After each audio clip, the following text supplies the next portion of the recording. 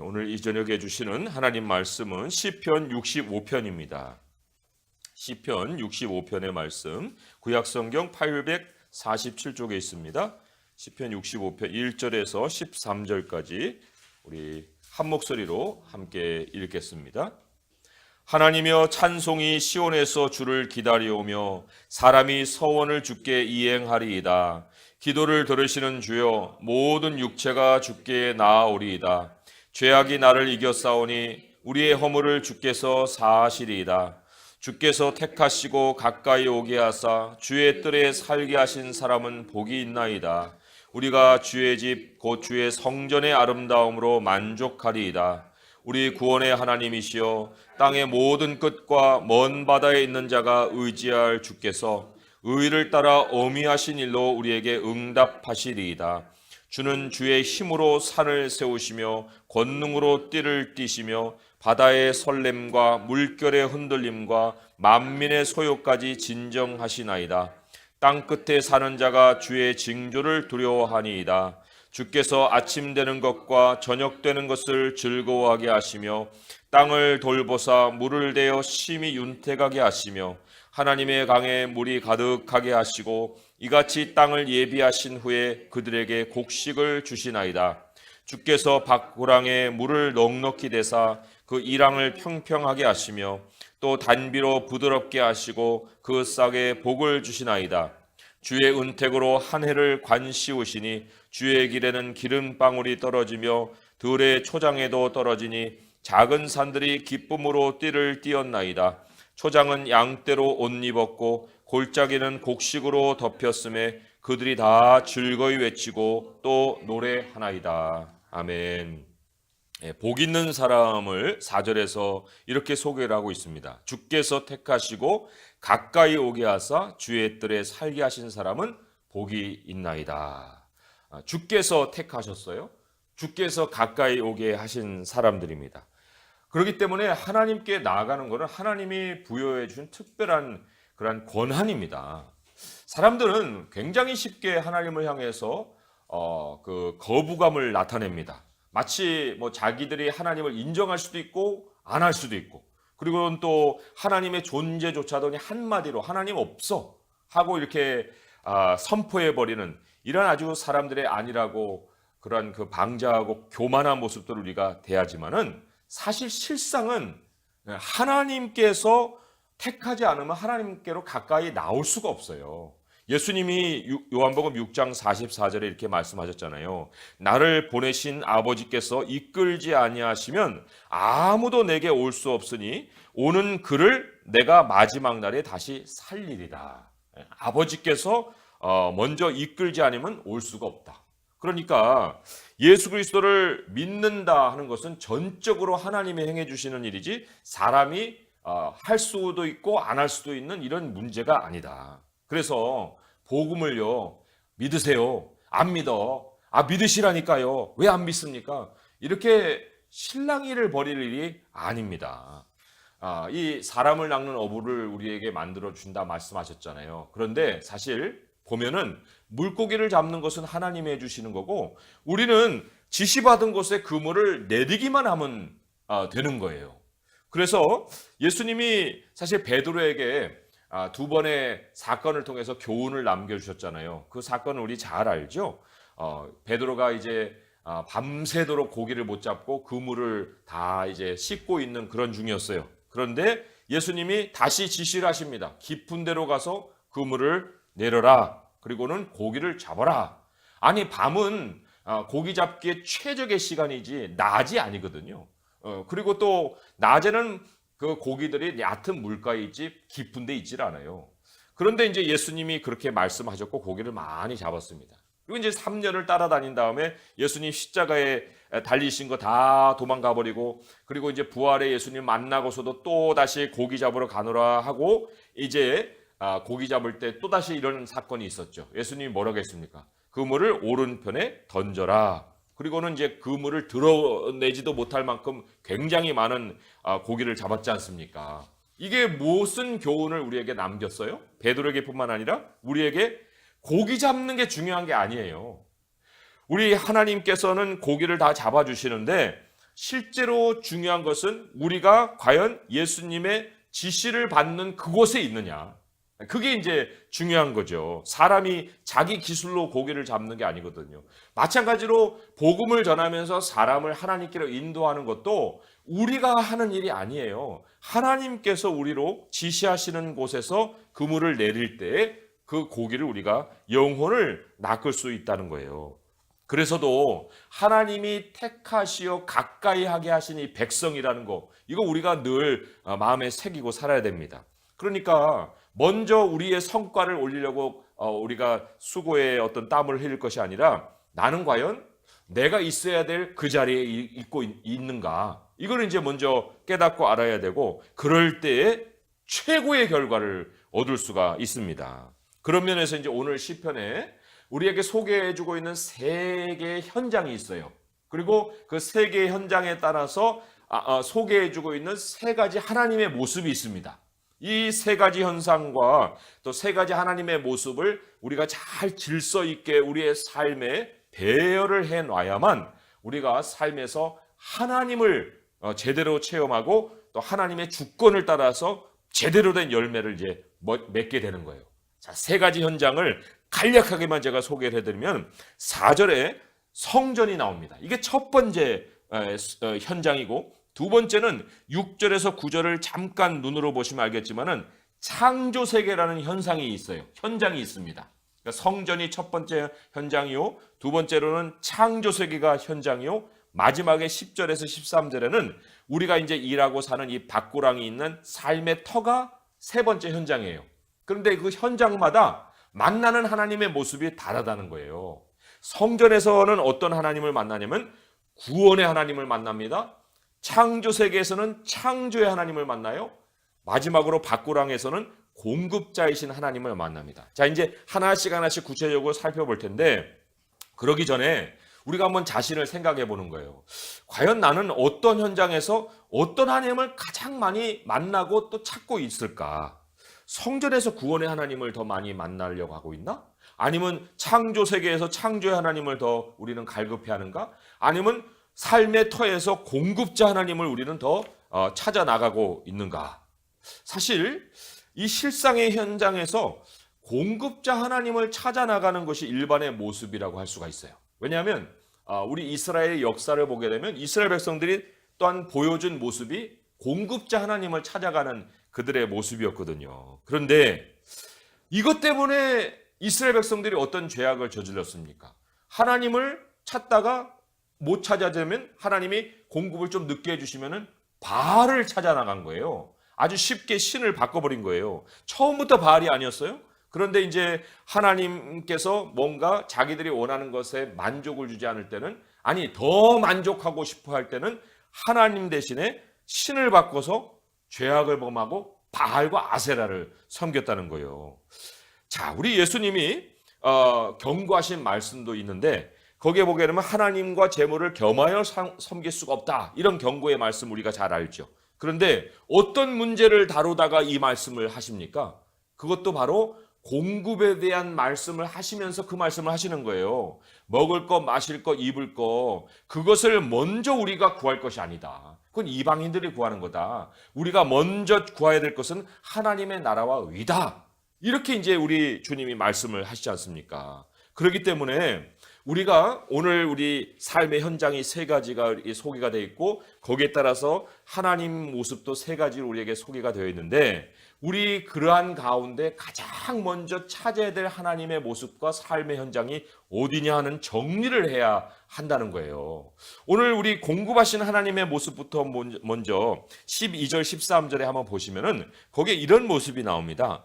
들의 초장에도 떨어지니 작은 산들이 기쁨으로 띠를 띄었나이다. 초장은 양떼로 옷 입었고 골짜기는 곡식으로 덮였음에 그들이 다 즐거이 외치고 또 노래하나이다. 여기 이제 그들은 들이요, 작은 산들이요, 초장이요, 골짜기요, 이런 거예요.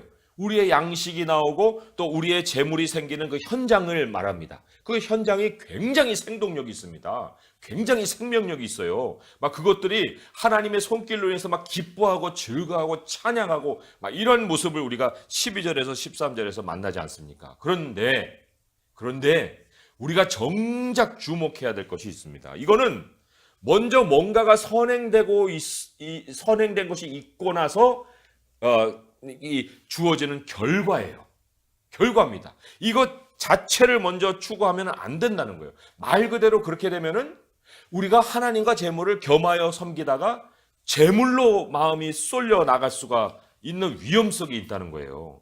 자, 우리 여기 지금 기쁘고 또 즐거워하고 그리고 외치고 노래하고 이게 찬송이잖아요. 그런데 찬송이 현장에서 드려지기 이전에 애당초 어디에서 찬송이 먼저 있어야 됐습니까?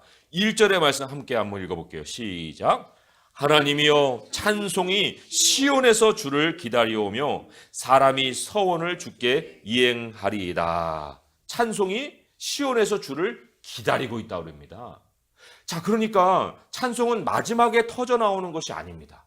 그죠? 찬송은 결과만이 아닙니다. 찬송은 먼저 있어야 될 그 자리에서 주를 기다리고 있어야 돼요. 찬송이 주를 기다리고 있다. 이게 뭐예요? 하나님이 우리가 아까 그 고기잡이에도 있지만은 하나님 먼저 지시하지 않으면은 우리가 고기를 낚을 수 없다고 하듯이 먼저 우리가 현장에서 기쁨이 넘치는 그러한 생동력 있는 삶을 맞이하고 싶으면은 먼저 성전에서 기다림이 있어야 된다는 거예요. 찬송이 기다림이 있어야 된다입니다.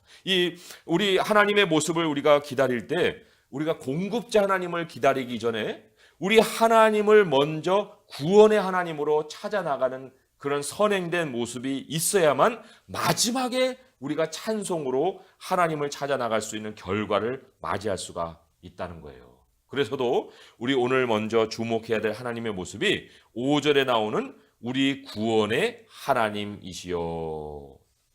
여기입니다. 우리 구원의 하나님이시여. 바로 그 하나님이 우리를 택하시고 가까이 오게 하시고 주님의 뜰에 살게 하신 그 하나님이십니다.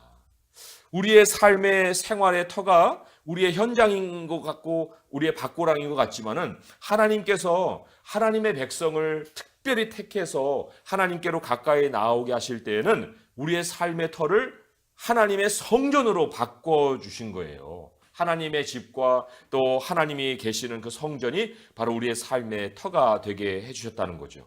그러면 왜 하나님의 백성은 삶의 터를 성전으로 옮겨주셨을까?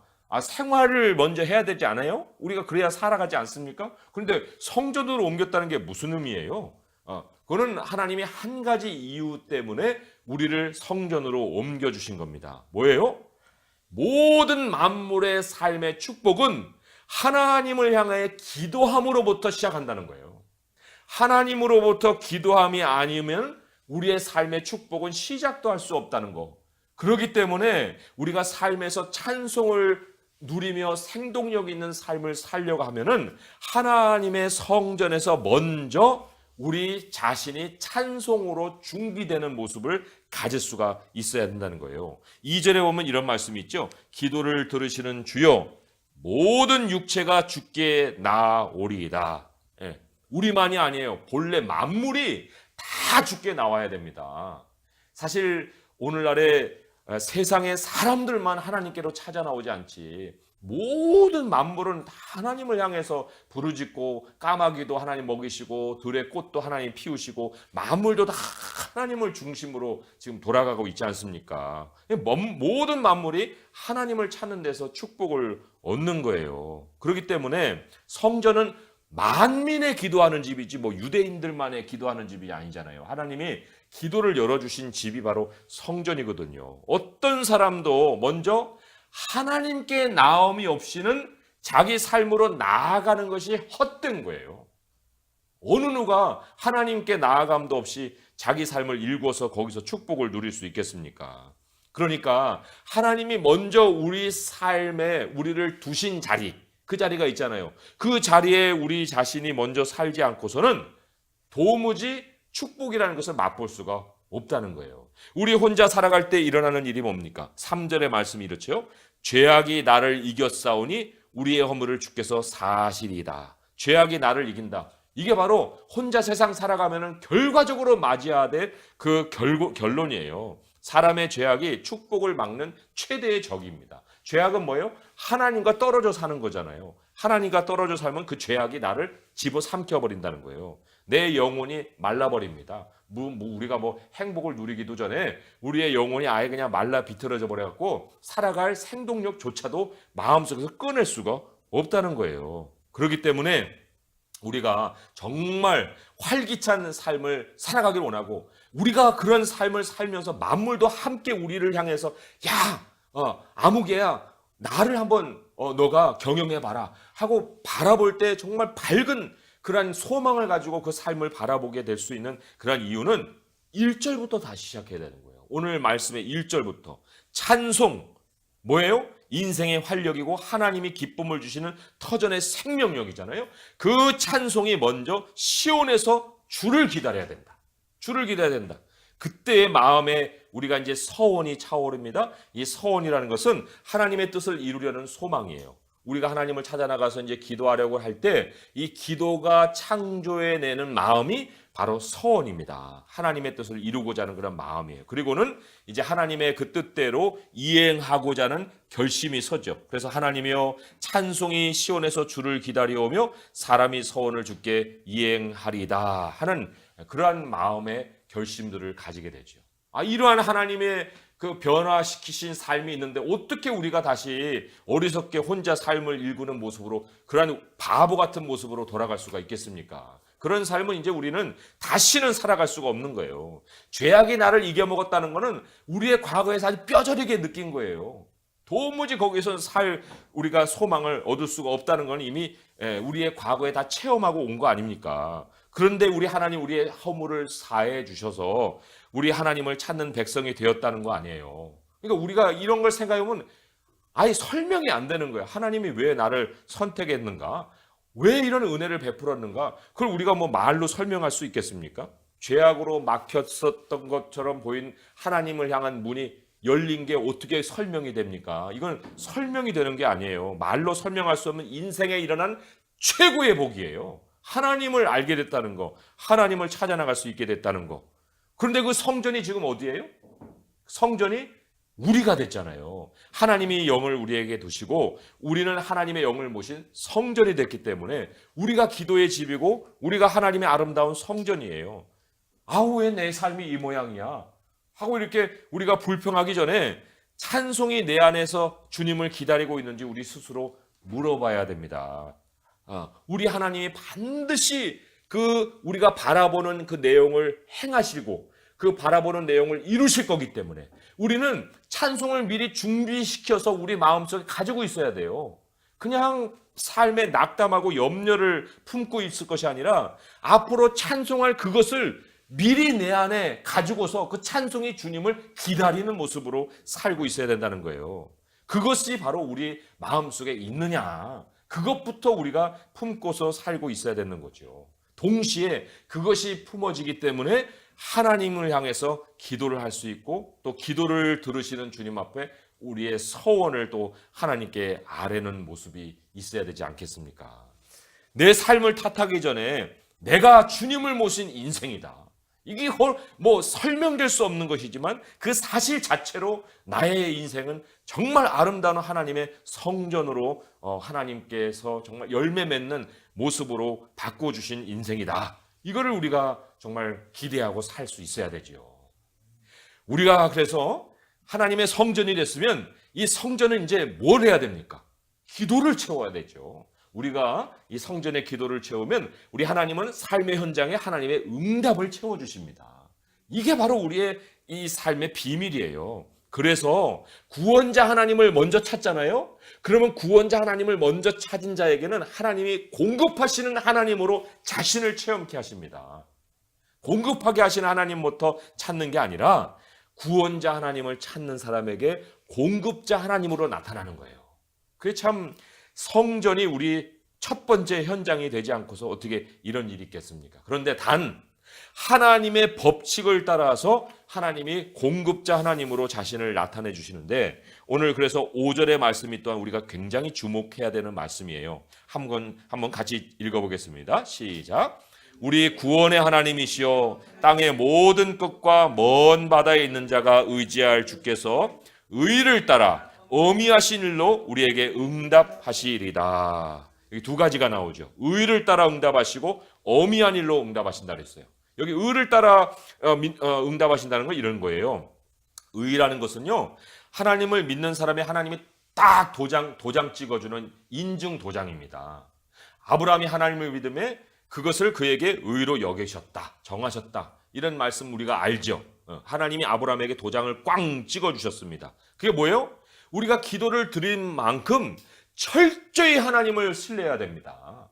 그 철저히 하나님을 신뢰하는 정도에 따라서 하나님이 도장을 땅 찍어주시는 거예요. 그리고 응답을 해주시는 겁니다. 기도는 막 대차게 해놓고 살아가면서 맨날 불안하게 살면 이거는 응답이 멀어지는 거예요. 그런데 하나님은 의를 따라 응답해 주신다고 그랬거든요. 그리고 또 하나는 기이하고 어미한 일로 우리에게 응답을 해준다고 그랬어요. 그것은 응답의 방식인데, 어미한 일로라고 하는 것이 wonderful thing이에요. wonderful things.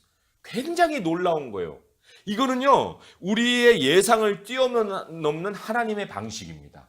우리 머릿속으로 여러 가지 이제 바라보는 어떤 그 소망들이 있지 않습니까? 아, 이렇게 기도했으니까 하나님 이렇게 응답을 해주시면 참 좋겠다. 이런 여러 가지 경우의 수를 가지고 우리는 하나님의 응답을 바라보겠지만, 그런데 기도를 이행해 주시는 하나님의 방식은 우리의 머리에 생각해 볼 수 있는 머릿속의 경우의 수를 뛰어넘는 일입니다. 그게 바로 어미한 일이고 기이한 일이고 엄청나게 정말 그 우리가 놀라운 감탄을 자아낼 수 있는 하나님의 방식이에요. 그래서도 사람들은 응답을 못 받았느니, 아니 언제나 하나님의 응답이 임하겠느니 하고 또한 다시 처음으로 돌아가서 다시 근심하고 염려하는 그런 모습들을 가질 수 있잖아요. 그러나 하나님은 의를 따라서 뭐예요? 절대적으로 자기를 믿는 사람의 믿음을 따라서 역사해 주시고, 그리고 하나님의 기이한 방식으로 역사해 주기 때문에 우리의 예상을 뛰어넘는 하나님의 방식과 하나님의 때를 따라서 우리에게 응답을 부어주신다는 거죠. 여기서 우리 또한 창조의 하나님을 만날 수가 있습니다. 이 창조의 하나님, 구원의 하나님과 공급하시는 하나님 사이에 창조의 하나님이 있습니다. 이 창조의 하나님이 어떻게 이제 역사해 주시냐면요, 6절부터 해가지고 9절에 거기에 창조의 하나님의 역사를 우리가 만날 수가 있습니다. 거기에 보면은 이제 하나님께서 여러 가지 그 자신의 모습을 드러내시는 거 있는데, 굉장히 주목할 것이 6절에 보면은 주의 힘으로 산을 세우시고 권능으로 띠를 띄우시고, 힘과 권능이 나옵니다. 또 8절에 보게 되면 주의 징조가 나옵니다. 주의 징조를 두려워하게 하시고, 또 9절에 보게 되면 하나님의 강에 물이 가득하게 하시고, 이게 하늘에 하나님의 보좌에 있는 그 강물을 얘기하거든요. 그런데 그 모든 것이 역사하는 중에 창조의 하나님의 능력이 있어요. 그냥 창조 세계만 자기 멋대로 돌아가는 게 아니라 하나님께서 비 한 방울 떨어뜨릴 때에도 모든 생태계를 다 동원해서 비 한 방울을 떨어뜨리게 하시고, 우리에게 곡식을 주실 때에도 곡식 자체만을 주시는 것이 아니라 그 곡식을 우리에게 주시기 위해서라도 창조의 세계를 움직이시는 하나님의 섭리가 있다는 거예요. 그래서도 이 19절에 보면은 마지막 절에 이런 말씀이 있죠. 이같이 땅을 예비하신 후에 그들에게 곡식을 주시나이다. 이같이 땅을 예비하신 후에 곡식을 주시나이다. 이게 바로 하나님의 섭리입니다. 창조의 하나님이에요. 이런 스케일로 환경을 예비해 주신 하나님이 계실 때에 비로소 우리는 하나님의 것을 공급을 받는 것이지, 사람이 끼어들어 가지고 뭐 이렇게 저렇게 해가지고 다 계산될 수 있는 것 가지고 하나님이 공급해 주신다, 이렇게 우리가 얘기를 할 수가 없어요. 그렇기 때문에 공급하시는 하나님을 만날 때는 우리에게서 찬양이 나오는 겁니다. 야, 이거는 사람 못한다. 이렇게 하는 것은 하나님만 하신다. 이거를 우리가 체험하게 되고, 그리고는 생동감 있는 현장을 우리가 맞이하는 거 아니겠어요? 그것을 우리가 한마디로, 창조의 하나님을 한마디로 요약해 보라고 하면 11절에 주의 은택입니다. 주의 은혜라고 말할 수 있는 주의 은택이죠. 우리 창조의 하나님으로 인해서 이제 주님의 은혜가 우리에게 임하고, 그리고는 드디어 우리 생활 공간에서 공급자 하나님을 만나는 거예요.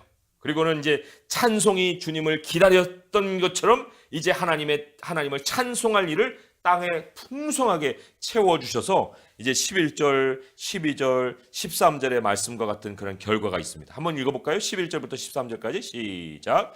주의 은택으로 한 해를 관시우시니 주의 길에는 기름방울이 떨어지며 주의 초장에도 떨어지니 작은 산들이 기쁨으로 띠를 띄었나이다. 초장은 양떼로 옷 입었고 골짜기는 곡식으로 덮였음에 그들이 다 즐거이 외치고 또 노래하나이다. 아멘. 오늘날 우리 한국 사회를 좀 돌아볼 필요가 있습니다. 어느 시대보다도 이 생기를 잃어가고 있어요. 참 노래 불어도 춤도 추지 않고 또 곡을 해도 애곡하지 않고 했다는 것처럼 참 이 시대는 무감각해지는 그런 시대로 자꾸 변해가지 않나 싶습니다. 그리고는 또 영적으로나 육적으로나 이 한국 사회에 청년들도 소망을 잃어가지 않습니까? 일자리도 없어지고 또 사람들은 굉장히 살벌한 생동력을 갖고 살고 있어요. 분양가가 낮다니까 거기 로또 당첨된다 해서 막 몰리잖아요. 그런 게 무슨 생명력입니까? 그런 건 정말 이 치열한 경쟁력 속에서 나오는 사람을 죽이는 일이죠. 또 수명은 늘어나는데 50에 은퇴해갖고 무슨 일을 하겠어요? 일하는 30년보다도 앞으로 살아갈 40년이 더 골치 아픈 그런 시대를 우리가 맞고 있지 않습니까? 그러니까 참 우리 주변의 상황을 보게 되면 굉장히 암울해요. 공장은 문을 닫아요. 아르바이트 자리도 얻기 힘든 사회예요. 그런데 그렇기 때문에 세상도 그렇고 하나님의 백성도 편승해가지고 공급자 하나님을 자꾸 찾아요. 나를 공급해 주실 하나님을 자꾸만 목말라 한단 말이죠. 그런데 그럴수록 이 시대에 하나님의 백성이 붙들어야 될 하나님은 구원의 하나님이에요.